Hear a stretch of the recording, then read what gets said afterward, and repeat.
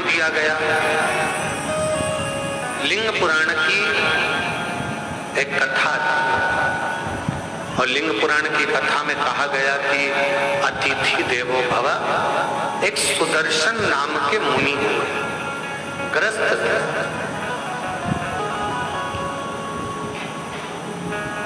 और सुदर्शन मुनि ग्रस्त आश्रम में रहने वाले अपनी पत्नी अपने बच्चों के साथ अपना जीवन आनंद के साथ जीते थे।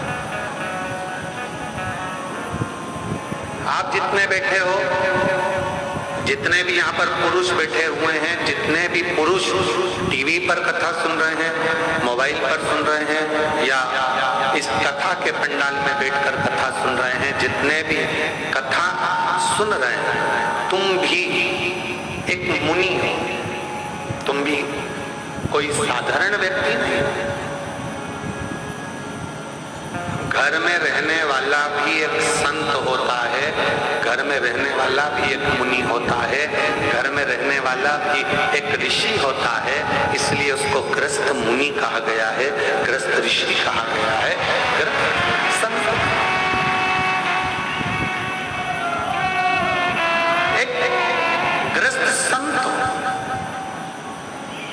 ये जितने पुरुष बैठे हैं अपनी अपनी धर्म पत्नियों के साथ में या अन्य आए हुए बांधव जितने भी बैठे हुए हैं, जितने पुरुषगण बैठे हैं, आप सब संत हो, ग्रस्त संत, ग्रस्त साधु, ग्रस्त सन्यासी, ग्रस्त तपस्वी।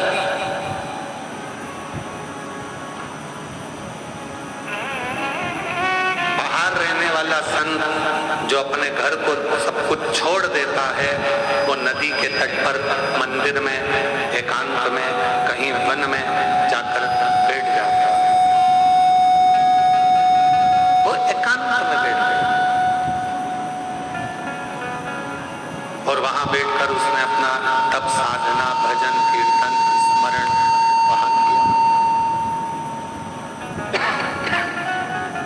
पर घर में रहने वाला एक पुरुष अपने बच्चों का भी पालन कर रहा है, पत्नी का भी पालन कर रहा है, माता पिता का भी थोड़ा ध्यान रखकर उनकी भी औषधि दवाई गोली सब करवा रहा है और साथ में कमाने भी जा रहा है और आते जाते समय मुख से राम नाम, कृष्ण नाम, शिव नाम, श्री शिवाय नमस्तुभ्यं कह रहा है।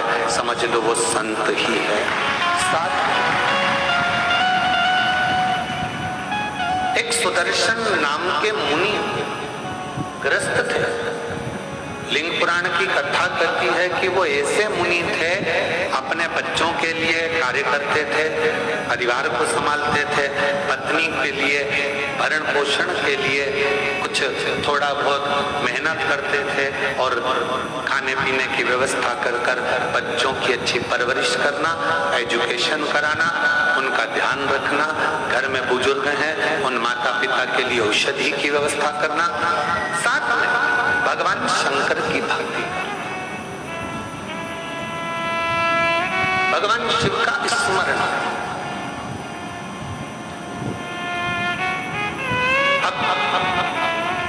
एक दिन सुदर्शन मुनि की धर्म पत्नी ने सुदर्शन मुनि से कहा,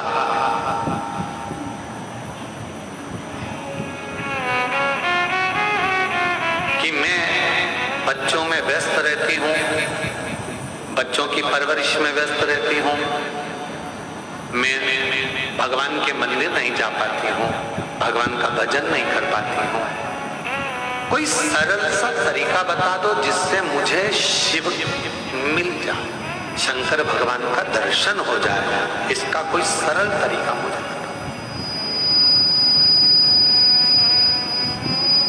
अब तीनों चीजें जुड़ रही है यहाँ।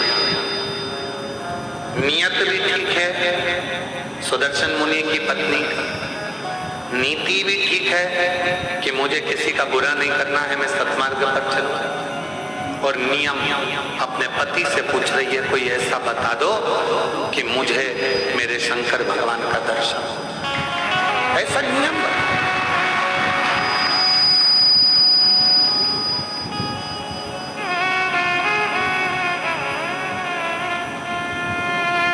कोई ऐसा उपाय हो आपके पास में जिससे शंकर भगवान का मुझे दर्शन हो, वो उपाय बताओ। सुदर्शन मुनि ने कहा कि तुझे बच्चों से फुर्सत नहीं मिलती, दिन रात तू व्यस्त रहती है, भोजन बनाती है, माता पिता को खिलाती है, परिवार में रहती है, बच्चों की परवरिश करती है, थक जाती है, तुझे मैं क्या उपाय बताऊं? पर पत्नी ने जिद पकड़ ली, कोई ऐसा उपाय बताओ मुझे कि मुझे शिव मिले।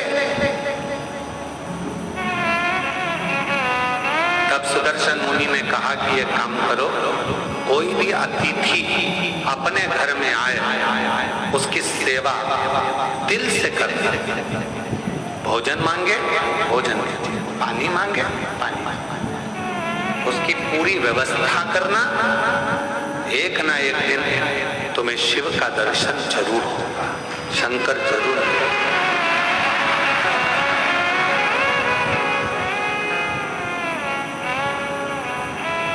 मेरे बच्चे, परिवार, बुजुर्ग, पति, ये सब भी तो घर के अंतर्गत हैं अब इनके लिए। तो कहा अगर घर में अतिथि आया हुआ है, मेहमान आया हुआ है, अतिथि का यदि तुम सत्कार कर रही हो, सम्मान कर रही हो, तो उसमें सब कुछ समाया, सब कुछ। माता पिता भी उसमें समाहित हैं, बच्चे भी उसमें समाहित हैं, सर्वस्वता उसमें समाहित है। आप सेवा करो, ठीक है। अब सुदर्शन मुनि की पत्नी ने ऐसा नियम बना दिया।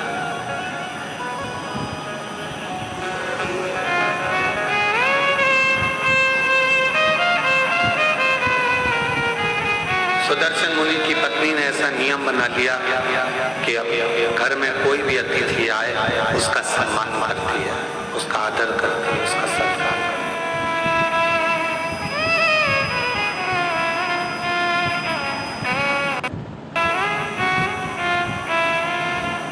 और समय निकलता गया, निकलता गया, निकलता गया। आज शंकर भगवान ने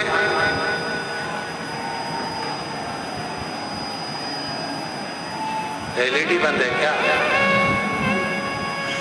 कि आवाज नहीं आ रही?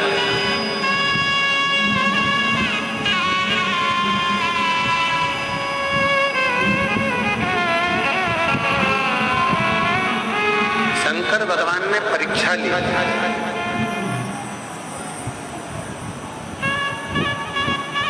और सुदर्शन मुनि की परीक्षा लेने के लिए शिव जी अपनी धर्म पत्नी को बोल कर गए, पार्वती जी को, कि आज मैं एक गृहस्थ संत की पत्नी की परीक्षा लेने के लिए जा रहा हूं।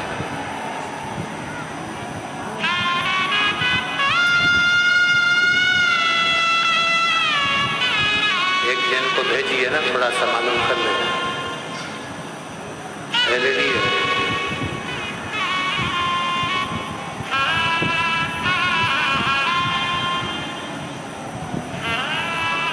में जाकर गृहस्थ मुनि की, गृहस्थ संत की पत्नी की परीक्षा लेकर और भगवान शंकर जाने लगे तो पार्वती जी ने उनको रोका। आप जा तो रहे हो, बहुत भोले हो, मैं जानती हूं कि तुम जाओगे और अगर उसने तुम्हारी सेवा करी, परीक्षा में तो पास हो गई, तो तुम कुछ ऐसा वैसा देकर मत आ जाना।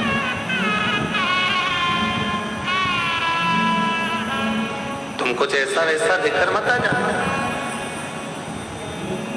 तुम जा तो रहे हो, मना नहीं है, पर थोड़ी सावधानी रखना। जिस पत्नी का पति बहुत भोला होता है ना, पत्नी अगर मायके भी लेकर जाती है तो साथ लेकर जाती है, शादी में भी जाती है तो साथ जाती है। जिस पत्नी का पति बहुत भोला होता है तो पत्नी को उससे भय लगा रहता है कि ये कहीं कुछ बोल ना दे, ये कुछ कहीं दे ना दे, ये कुछ प्रदान ना कर दे, ये कुछ ऐसा ना कर दे। उसके सोचना पड़ा, उसे बहुत सोचना।